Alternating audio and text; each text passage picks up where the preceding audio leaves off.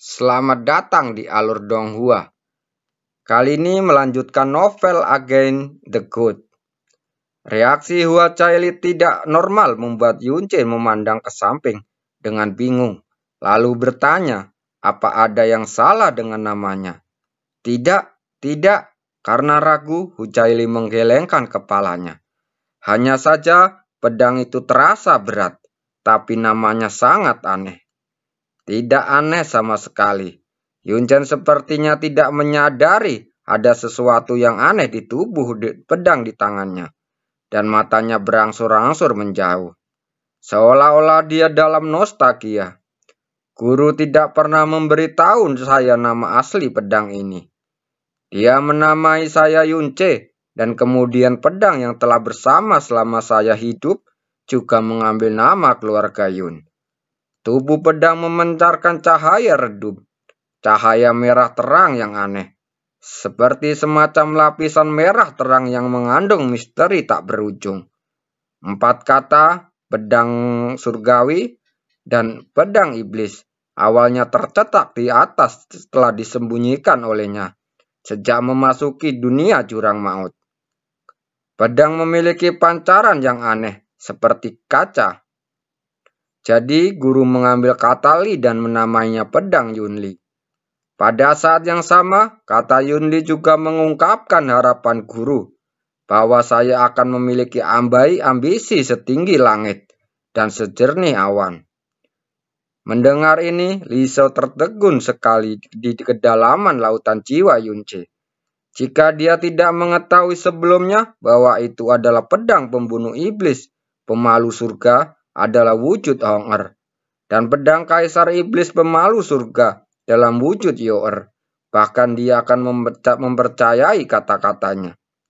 Begitu, Hu Caili tersenyum sedikit bingung.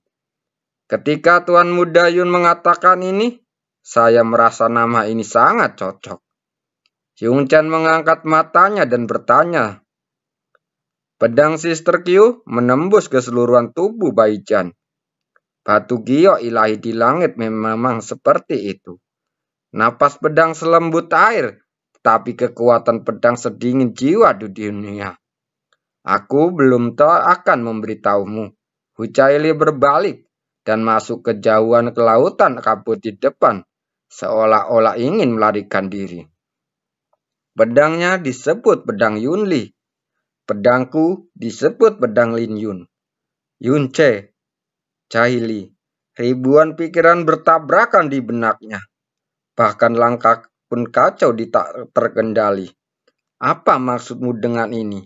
Li Shou yang ada di dalam benaknya tiba-tiba tidak bisa bertanya benar. Petunjuk. Yunce menjawab singkat dengan 2 kata. Petunjuk? Li Shou tambah bingung. Ya, ini sangat berguna bagi anak laki-laki dan perempuan yang baru mengenal dunia ini. Lalu Yunce melanjutkan. Tapi itu pasti tidak akan berguna bagimu. Tidak peduli seberapa detailnya aku menjelaskannya. Kamu mungkin tidak akan bisa benar-benar memahaminya. Li Shou terdiam sesaat lalu berkata, kamu seperti ini, apa kamu tidak takut Hong-er dan Yo-er akan mengganggumu? Jangan khawatir, Yunce berkata dengan santai. Selama Hong-er kenyang, dia bisa tidur nyenyak.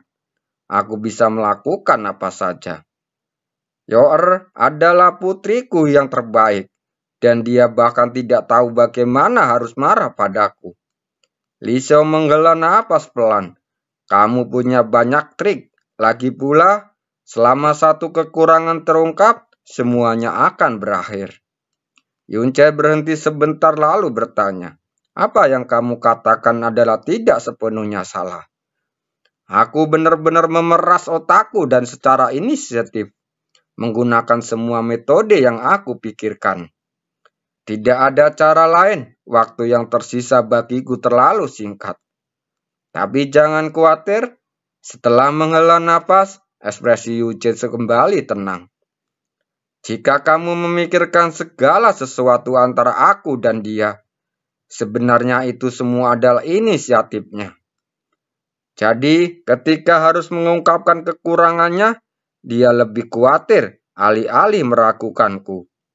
Dia malah memaksakan segala macam penyembunyian dan rasa yang salah yang sengaja dipadaku.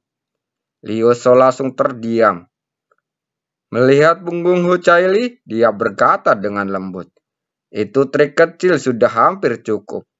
2 langkah berikutnya adalah yang paling penting. Saya menantikan Anda." Yun Chen menutup matanya sedikit. "Kamu tidak akan mengharapkan itu." Li Shou kembali terdiam. "Tuan Muda Yun, Anda tahu tanah suci abadi?" "Ya, tentu saja saya pernah mendengarnya. Saya mendengar bahwa itu adalah dunia tanpa lautan debu. Saya mendengar bahwa nenek moyang kita dan Tuan Yuan Huang berasal dari dunia itu. Dunia itu semurni tanah murni. Langit di sana tidak kelabu, melainkan biru murni. Dan awan begitu putih sehingga tidak ada cacat. Ada air yang membentang ribuan mil, dan tak terhitung jumlahnya ras dinasti King memiliki tanaman dan bunga eksotis yang bentuknya dan warnanya tak terbayangkan. Setiap makhluk jurang memiliki kerinduan yang tak ada habisnya akan tanah murni abadi yang legendaris. Dan hal yang sama berlaku untuk Hu Caili. Namun, bagi para manusia biasa, tanah suci abadi lebih seperti sebuah dongeng. Namun, bagi orang-orang di kerajaan dewa, mereka tahu bahwa ini adalah dunia yang nyata. Ini bukan legenda. Yu Chen berkata dengan tenang, "Dunia itu memang ada."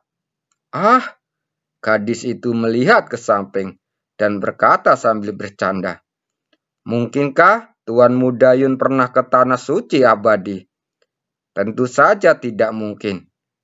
Yun Je tertawa saat berkata, "Hanya saja guruku mungkin berasal dari sana." Pinggang Hua Caili tiba-tiba terbalik, dan keterkejutan yang begitu kuat hampir meluap dari matanya yang indah. Yun Chen lalu melanjutkan, "Guruku sering berbicara kepadaku tentang dunia itu. Pada awalnya, aku bodoh dan tidak terlalu peduli atau percaya. Kemudian, dia mulai mengirimkan banyak gambar ke dalam lautan jiwaku. Dan aku menyadarinya, benar-benar ada dunia seperti itu."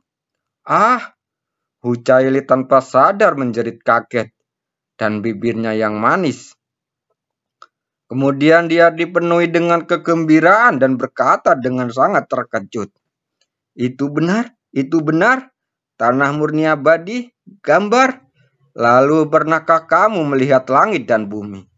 Pemandangan awan putih, salju murni, berbagai bunga, tanaman, dan binatang spiritual di sana." Hahaha, Yun Je tertawa. "Pada saat itu, saya sama seperti Anda. Terus-menerus memohon kepada guru untuk menunjukkan kepada saya semua hal yang ingin saya lihat. Dan guru akan selalu memuaskan saya. Baru setelah guru pergi meninggalkan dunia, dan saya secara bertahap memahami pemandangan tersebut. Guru pergi untuk saya, semuanya sangat mengejutkan. Saat dia berbicara, dia melambaikan tangan dan melayang di udara. Es berkilauan, tiba-tiba langit dipenuhi salju. Tidak ada salju di dalam jurang. Bahkan praktisi yang mempraktekkan kekuatan berbasis air hanya pandai menyebarkan air dan mengembunkan es, karena mereka tidak dapat membayangkan bentuk salju. Bahkan jika Anda mengikuti catatan dan mencoba mensimulasikan, itu hanya pecahan es yang halus. Oleh karena itu adalah pemandangan umum di dunia Yun Je. Tetapi ini adalah pemandangan yang menakjubkan di sini, yang tidak mampu dijalanin oleh sebagian makhluk jurang sepanjang hidup mereka." "Wow," seru gadis itu. Matanya berbinar-binar. Dia mengangkat tangannya ke udara, menyaksikan kepingan salju bertebaran di ujung jarinya. dan kemudian berubah menjadi rasa dingin yang menyegarkan di telapak tangannya. Bukankah dia belum pernah melihat salju sebelumnya? Yang paling ahli dalam kekuatan hukum telah menjatuhkan salju di depannya lebih dari 1 kali, dan dia berteriak kegirangan setiap saat. Tapi kali ini, Hucaili tampak dipenuhi dengan kegembiraan di mata hingga hatinya. Bahkan lebih baik dari kejutan pada pandangan pertama. Salju yang berterbangan sama orang berbeda. Yunce tersenyum, lalu dengan lembut menurunkan telapak tangannya. Garis-garis salju putih muncul di bawah kaki, lalu menyebar dengan cepat, menyebar ke tanah abu-abu kehitaman, menggelamkan bebatuan dan pepohonan, hingga mencapai ujung garis pandang, mencapai lautan kabut itu. Di depan mata Hucaili, di seluruh dunianya, terdampar hamparan salju putih bersih miliknya. Tangisan lembut itu berhenti, dan gadis itu berdiri di sana dengan pandangan kosong, seolah dia tidak bisa mempercayainya. Ini adalah daerah bersalju yang ada banyak di tempat di dunia itu. Yunce berkata dengan lembut, jaraknya bisa ribuan mil atau bahkan puluhan juta mil jauhnya. Beberapa tempat telah ditutupi salju selamanya dan tidak akan pernah bisa mencair. Masih ada salju di bawah salju, menjadi warna dunia tidak akan pernah pudar. Matanya menjadi sedikit kabur dan kemudian menjadi jernih kembali. Dia merindukan Snowstorm dan Fortune Cloud Asgard. Namun selama dia masih berada di jurang yang dalam, merindukannya adalah sebuah kemewahan, dan itu adalah dosa yang tak boleh disentuh. Seperti mimpi, gumamnya pelan. Matanya yang indah memantulkan warna salju sejenak. Warnanya sangat putih bersih, tapi membuat matanya berkabut. Dia menyukai benda-benda putih bersih, dan semua orang di seluruh kerajaan Sentian mengetahui hal ini. Pakaian luarnya, cabang awan-awan, warna-warni favoritnya, bedang liun favoritnya. Yunce berdiri sampingnya, mengarahkan jarinya ke telapak tangannya, yang lebih bersinar dari salju. Tiba-tiba salju bertebaran berkumpul, dan musang kecil itu terukir di telapak tangannya. Ini adalah musang yang selalu menyatu dengan es dan salju. Yunce memperkenalkan sambil tersenyum. Guru berkata bahwa meskipun ia adalah binatang fana yang tidak berdaya, karena penampilannya, bahkan orang yang berpikiran paling jahat pun tidak tega membunuhnya. Lucu sekali, Hucaili memegang dengan hati-hati. Seolah-olah binatang meleleh di matanya yang indah. Apakah ini binatang sungguhan? Dia tersenyum lembut, menyentuhnya dengan ringan. Dia tidak tahan untuk menyentuhnya. Binatang spiritual kecil yang lucu, tidak ada yang mau menyakitinya, bahkan jika itu adalah binatang jahat. Yunce mengarahkan jarinya, cahaya api berkedip-kedip, dan nyala api kupu-kupu muncul di telapak tangannya, lalu terbang di ujung jari Hucaili. Ini kupu-kupu, kata guru. Di dunia itu terdapat ratusan ribu jenis kupu-kupu. Dari berbagai jenis kupu-kupu biasa yang hanya seukuran jari, hingga berbagai jenis kupu-kupu iblis yang dapat berubah wujud menjadi manusia. Ini adalah bunga roh bulu es. Tempat di tempat yang sangat dingin, tetapi melepaskan energi spiritual yang dapat menghangatkan jiwa. Ini juga merupakan bunga cintanya dengan Muhwayin. Ini adalah bunganya terwat Undumabara. Saya hanya bisa meniru bentuknya dan tidak bisa sepenuhnya menunjukkan penampilan aslinya. Guru berkata bahwa ini adalah bunga paling mengerikan di dunia, yang akan membuat orang jatuh ke dalam mimpi selamanya. Tapi itu juga bisa menciptakan keajaiban yang paling menakjubkan. Ini namanya hiu marah. Meski hanya berukuran kecil di telapak tanganku, ia sebenarnya adalah binatang raksasa di dunia itu, sebesar ribuan mil jauhnya. Ini adalah bunga dosa suci yang hanya bisa tumbuh dengan energi cahaya yang mendalam. Ini adalah ponik dan ponik es. Yunchen menunjukkan kepada Hucaili keajaiban dunia lain yang dia dapat dari gurunya tanpa ragu-ragu. Setiap kali, setiap jenis akan menimbulkan getaran bintang yang berbeda-beda di mata gadis itu. Bahkan bayangan jernih pun tenggelam ke dalam kejutan yang tiada henti. Saudara Qiu, apakah ada hal lain yang ingin kamu lihat? Matanya selembut angin hangat, seolah memberitahu gadis itu bahwa selama dia berbicara, dia akan puas dengan apa yang pun yang terjadi. Banyak, banyak, banyak, jawabnya gembira. Tapi karena banyak, dia tidak tahu bagaimana memilih. Saat ini, matanya tiba-tiba berbinar. Tuan Muda Yun, tahukah Anda tentang hujan meteor? Jawaban ini mengejutkan Yunce. Gadis itu menatap ke langit yang terpantul salju. Saya pernah bertanya kepada paman yang sangat berkuasa. Pemandangan apa yang paling indah di dunia? Paman saya memikirkannya lama. Dan dia memberitahu saya bahwa yang bernama keajaiban dunia tanah suci abadi bukanlah tanah abu-abu seperti jurang maut, tetapi memiliki planet dan alam bintang yang tak terhitung jumlahnya. Dengan evolusi waktu, hal itu mungkin disebabkan oleh runtuhnya hukum ruang angkasa, atau karena tabrakan, atau karena bencana alam dan bencana akibat ulah manusia. Dari waktu ke waktu, satu atau lebih planet akan jatuh dan runtuh, membentuk fenomena yang disebut hujan meteor. Pamanku bilang itu ada bencana paling indah di dunia. Dan siapapun yang melihatnya akan mengingatnya seumur hidup. Nafas Yunchen berhenti untuk sesaat.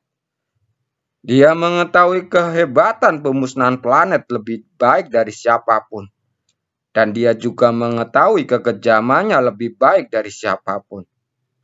Yunchen berpikir sejenak lalu menarik pergelangan tangan gadis giok itu. Duduklah. Gadis itu terkejut, lalu duduk dengan patuh. Saat ini, langit kelabu tiba-tiba menjadi cerah. Itu adalah bintang yang jatuh, melepaskan cahaya terang tak berujung, yang benar-benar merobek kegelapan lautan kabut. Menutupi cahaya bintang terik yang seharusnya bukan milik dunia ini. Tidak sulit bagi Yunchen untuk mensimulasikan bintang jatuh ini. Ia berbentuk es dan mengandung cahaya suci dan kekuatan yang sangat terang. Bintang-bintang berjatuhan menyeret jejak cahaya panjang, seolah-olah menghancurkan seluruh langit yang berkabut. Jejak cahaya melintas di pupil dan jantung gadis itu. Sebelum dia bisa berteriak kaget, bintang-bintang di langit yang jauh tiba-tiba meledak. Menyebarkan bintang-bintang, cahaya yang tak terhitung jumlahnya, dan menenun jejak cahaya yang tak terhitung jumlahnya.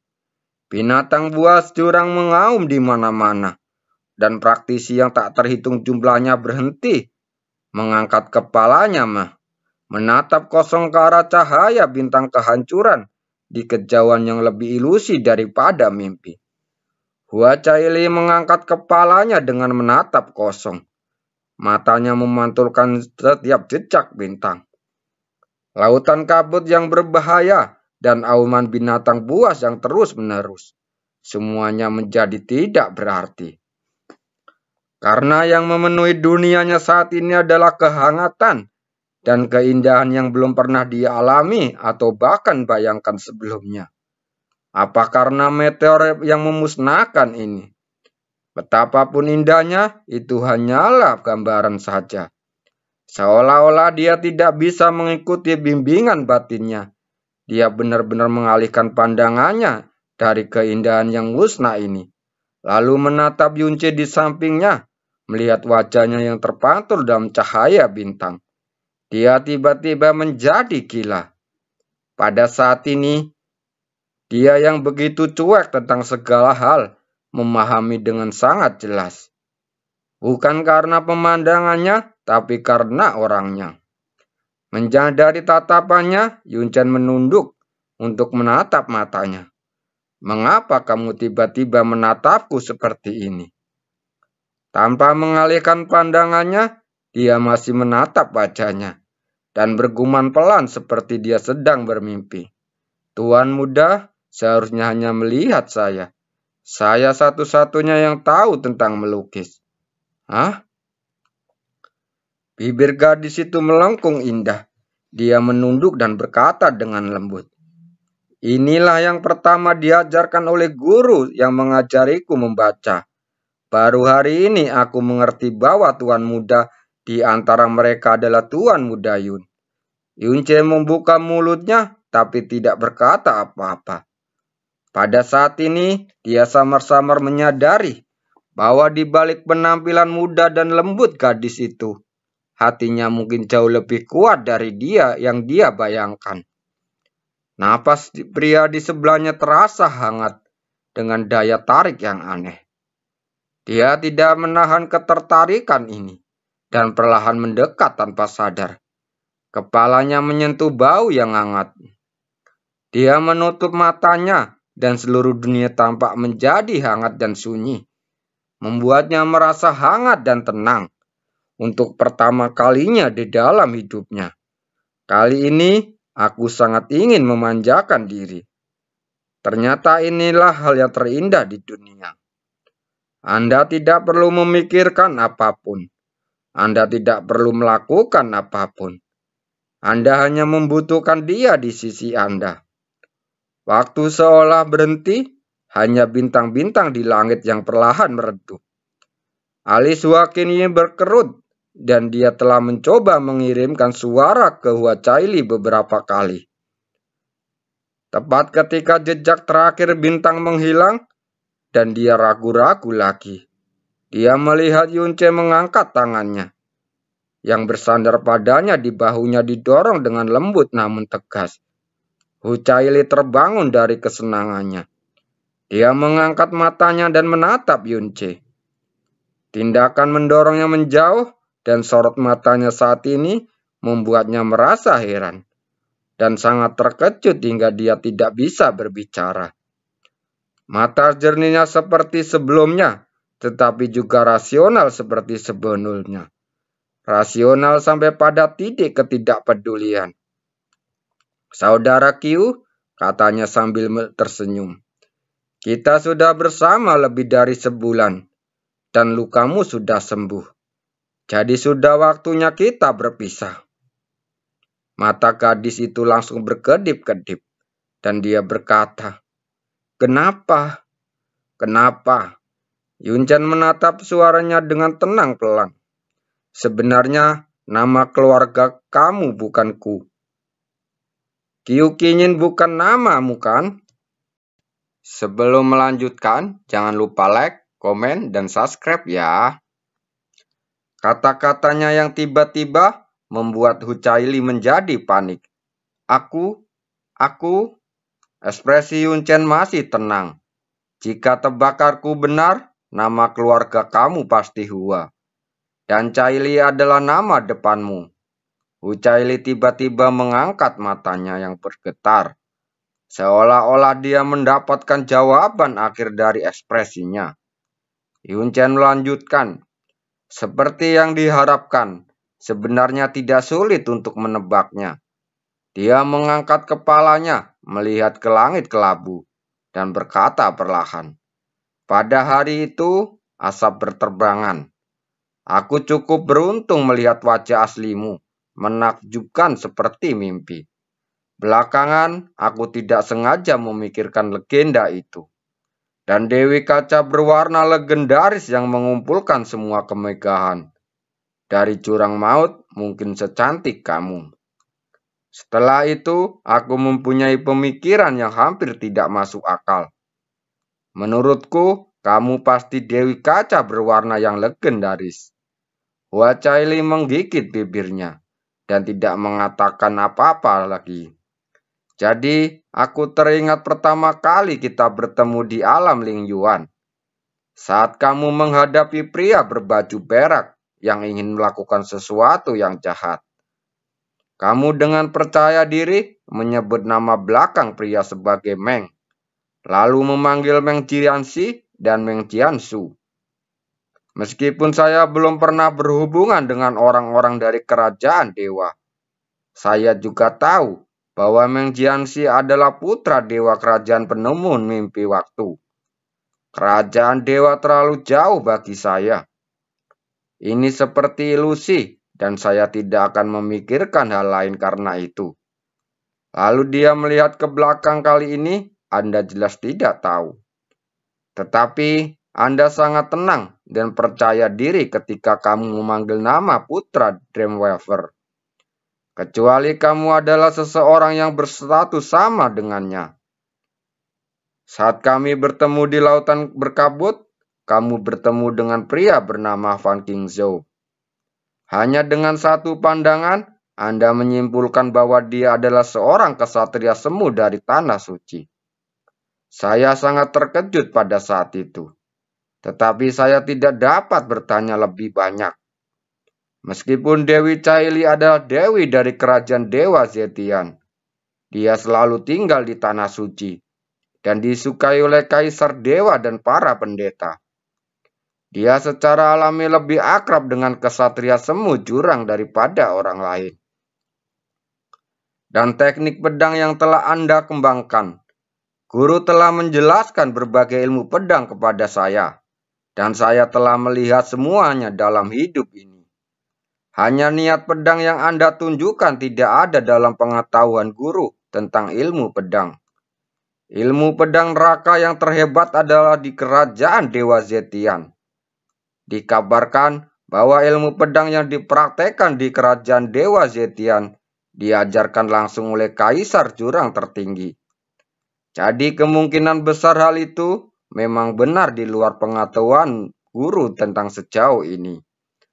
Dan seni pedang yang kamu latih, kamu tidak pernah mengungkapkan satu kata pun dari keterampilan pedangmu, atau bahkan nama pedang kesayanganmu kepadaku.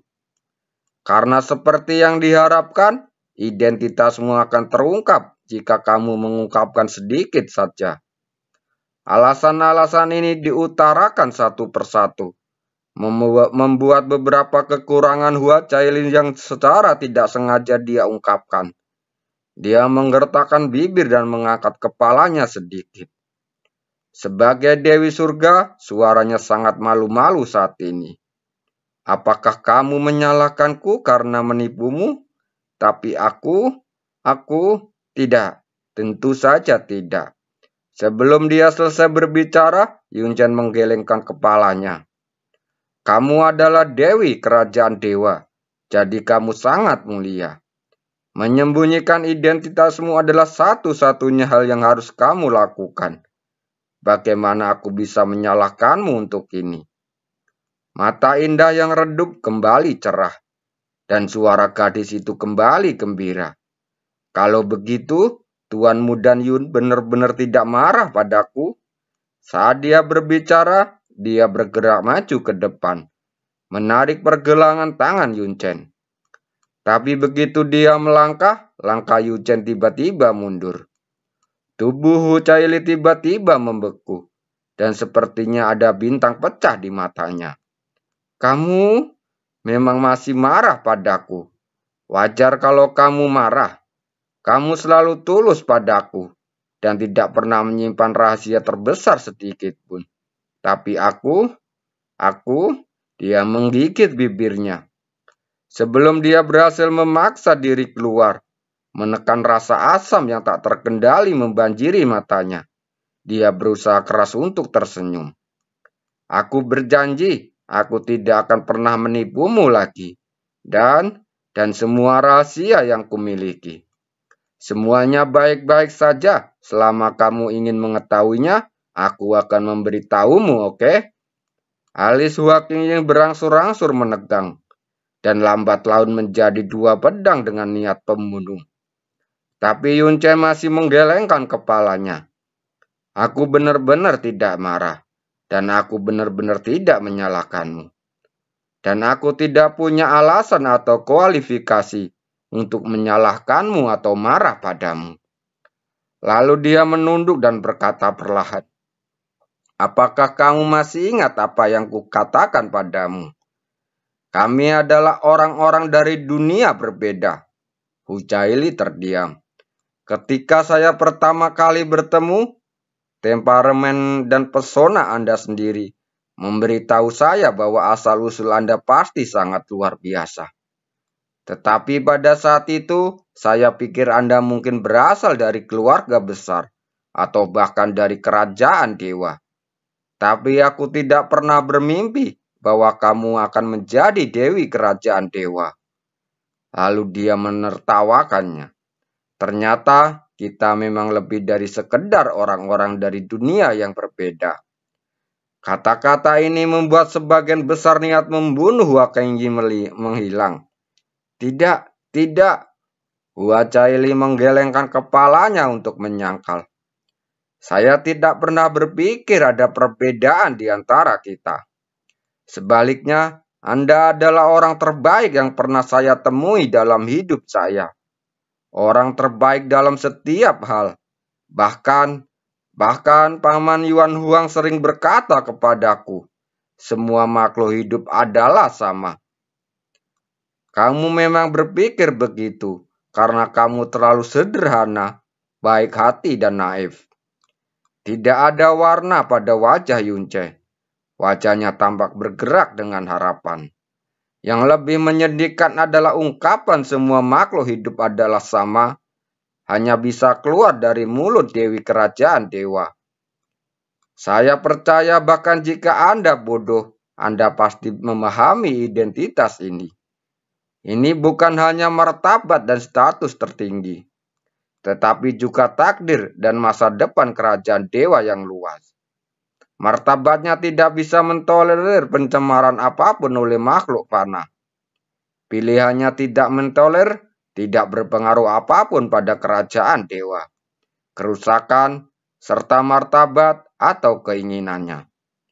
Beranikah Anda membayangkan betapa bergejolak dan bergemparnya dunia jika mereka mengetahui bahwa adalah putra dewa atau dewi sebenarnya mirip dengan manusia yang tidak memiliki kelahiran? Kata-kata Yunchen membuat pikiran Hucaili tidak mengerti.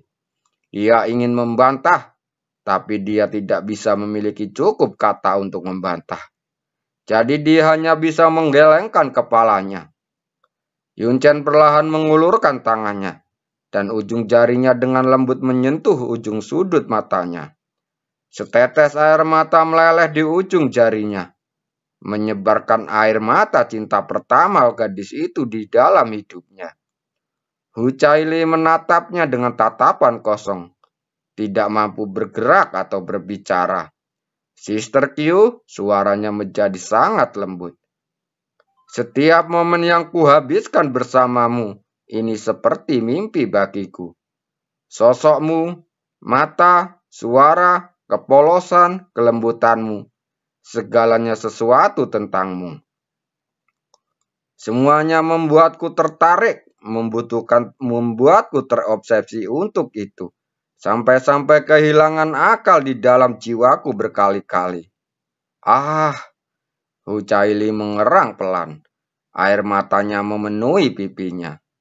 Aku sudah menebak identitasmu, tapi aku enggan untuk pergi. Karena setiap momen bersamamu terlalu indah dan terlalu mewah. Aku memandangmu dengan rakus setiap hari, melindungimu, dan bekerja keras untuk melakukan hal-hal yang mungkin membuatmu bahagia. Sampai dia tiba-tiba menoleh, dan meskipun dia bergerak sangat cepat, masih terlihat mata Hucaili yang sedikit basah. Baru sekarang aku merasakan kamu mendekatiku. Tangannya perlahan menjauh dari pipinya, seolah-olah telah menghilangkan sentuhan terakhir dari keserakahan. Lalu dia berbalik dan berkata dengan suara selembut angin, "Saya sangat bahagia." Dan kemudian ada 10.000 kali lebih besar ketakutan daripada kegembiraan. Aku tidak akan membiarkannya. Aku akan menjadi beban bagimu, meskipun itu hanya noda jangka pendek. Dia menghela napas lama. Dewi Cailin, aku harap kamu hidup bahagia. Aku tidak akan pernah lupa kepadamu, Sister Q. Suaranya jatuh, lalu sosoknya pergi menjauh dan tidak pernah melihat ke belakang. "Tua muda Yun," Hucaili berteriak kaget dan tanpa sadar mengejar ke depan. "Tunanganmu masih menunggumu kembali." Suara yang dalam masuk ke telinga gadis itu membuat jiwanya berguncang. Orang yang membuat perpetunangan, Pangeran ke-9 putra dewa kerajaan Shenlo, memiliki kontrak pernikahan dengan Hucaili, Dewi kerajaan Zentian, dan itu diberikan oleh Kaisar Yuan tertinggi. Sekarang mungkin melibatkan distribusi penerus dewa dan kepemilikan warisan garis keturunan. Pernikahan antara putra dan dewi jarang terjadi dalam sejarah jurang maut. Oleh karena itu, bisa dibayangkan betapa mengejutkannya pertunangan ini. Namun, orang yang paling awam mengetahui tentang hal ini adalah Hucaili. Dia hanya tahu arti menikah, tapi tidak tahu arti sebenarnya. Karena itu adalah pengaturan ayah dewa. Seluruh hidupnya diatur oleh ayah dewa. Pertunangan yang diatur seperti mengatur sidang, sebuah ritual untuknya. Tidak ada bedanya dengan pengaturan lain tentang apa yang harus dia lakukan pada tahap mana. Dian Junsi sangat baik padanya, dan dia sangat dekat dengannya. Oleh karena itu, dia tidak keberatan dengan pertunangan ini. Dan pada saat yang sama, dia tidak pernah memperdulikannya. Karena selama waktunya tiba, ayah dewa akan mengatur segalanya. Dan dia masih bisa mengikuti pengaturan ayah dewa seperti biasa. Tetapi pada saat ini, kata pertunangan yang awalnya begitu sepele, sehingga dia tidak akan pernah mengambil inisiatif untuk memikirkannya, tiba-tiba menjadi begitu berat hingga matanya linglung. Hatinya bingung dan dia hampir tidak bisa bernapas. Itu bukan sekedar pertunangan. Bukan sekedar kehidupan yang terikat dengan orang lain. Ini juga merupakan stabilitas dan martabat dua kerajaan dewa. Itu adalah harapan ayah dewa. Itu adalah kekuatan tertinggi Kaisar Yuan. Ya, itu sebabnya dia pergi begitu tegas. Dunia seolah menjadi kosong dan waktu seolah berhenti. Tidak tahu berapa lama, tapi rasa sesak di hatinya masih belum menghilang. Dia perlahan mengangkat matanya, dan segala sesuatu yang dilihatnya, dimanapun dia merasakannya, tidak ada jejak Yunce. Dia memejamkan mata, namun kesedihan di wajahnya yang memukau sudah cukup membuat pria manapun patah hati dalam sekejap. "Saya adalah Dewi Kerajaan Dewa Zentian. Hidup saya ditakdirkan bukan menjadi milik saya, tetapi milik kerajaan Dewa Zentian. Jadi, apakah itu ditakdirkan hanya menjadi mimpi sekilas, seperti meteor yang cemerlang dalam waktu singkat, namun ditakdirkan untuk dimusnahkan?"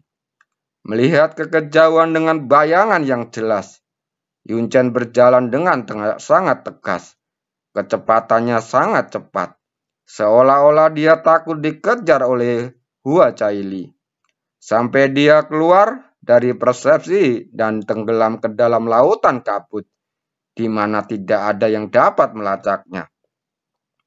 Setelah memastikan bahwa dia cukup jauh dari jangkauan indera spiritual Hua Qingying, Yun Chen sedikit melambat dan semua ekspresi wajahnya langsung menjadi tenang. Begitu dia sendirian lagi, Yun Chen benar-benar rileks dan menghembuskan napas lega. Bagaimanapun, dia telah berada di bawah pengawasan pedang abadi selama ini. Jadi sarafnya agak tegang sepanjang waktu. Setelah berjalan beberapa saat, kali ini akhirnya giliran Yunchen bertanya kepada Li Xiao. "Hyo Li Xiao, kenapa kamu tidak bertanya?" "Setiap kali aku bertanya, setelah kamu menjawab, kamu selalu berkata aku tidak mengerti." Suara Li Xiao selembut dan melamun seperti biasa, tapi sepertinya bukan tanpa kebencian. "Ahem, meskipun kamu pernah menjadi Dewi Pencetak, persepsimu rusak dan semuanya akan pulih perlahan." Yunchen berkata, "Jika kamu membaca lebih banyak dan mengajukan lebih banyak pertanyaan, tidakkah kamu akan mengerti secara bertahap?" Dia mengambil inisiatif untuk mendekati Anda sekarang, yang sejujurnya menjadi kesuksesan yang telah Anda tunggu-tunggu. "Mengapa Anda mundur begitu tegas saat ini?" Li Xiao bertanya. Saat dia menanyakan pertanyaan ini, Yunche segera bertanya, "Katakan padaku, kapan orang benar-benar menyadari betapa berharganya sesuatu?" Li Xiao berpikir sejenak lalu menjawab, "Ketika benda itu hilang." "Itu benar?" Yunchen mengangguk bersetuju. "Jadi itu yang kamu lakukan?" Li Xiao sepertinya sudah mengerti. "Tentu saja lebih dari itu." Yunchen menyipitkan matanya. "Ini untuk yang paling kritis, langkah terakhir." "Paling kritis? Langkah terakhir?" "Ya," Yunche menjawab tanpa ragu-ragu. "Kamu bahkan bisa memikirkan kata-kata ofensif sebanyak mungkin sekarang agar tidak terdiam nanti. Apa yang sebenarnya akan kamu lakukan?" Yunche berkata sedikit dan tersenyum. Lengkungan menakutkan melintas di sudut bibirnya. "Meskipun aku telah menghabiskan semua cara yang dapat aku pikirkan dalam waktu sesingkat itu, tidak peduli seberapa dalam perasaannya terhadapku, akankah menjadi lebih baik dari ayahnya yang telah mencintainya sejak dia lahir? Dia hanya berbakti padaku sekarang, tapi yang kuinginkan bukan hanya itu. Tapi yang kuinginkan dia rela memberinya segalanya bagiku. Jika tidak, bagaimana saya bisa menggunakan kerajaan Dewa Zetian sebagai titik tempuh untuk mengganggu 6 kerajaan dewa utama di seluruh jurang naga maut?" Li Xiao terdiam untuk waktu yang lama, tidak mampu memikirkan rencana Yunchen sama sekali. Bagaimana mencapai hasil dari kata-katanya? Dia menghela napas di dalam hatinya. Meskipun Dewi Zetian ini adalah seorang dewi, dia memiliki hati yang kekanak-kanakan. Namun, ketika dia memasuki dunia untuk pertama kalinya, dia secara tak terduga bertemu dengan Yunche, iblis yang bersumpah untuk menaklukkan jurang maut, dan bisa disebut sebagai iblis paling berbahaya dan menakutkan di dunia jurang. Terima kasih.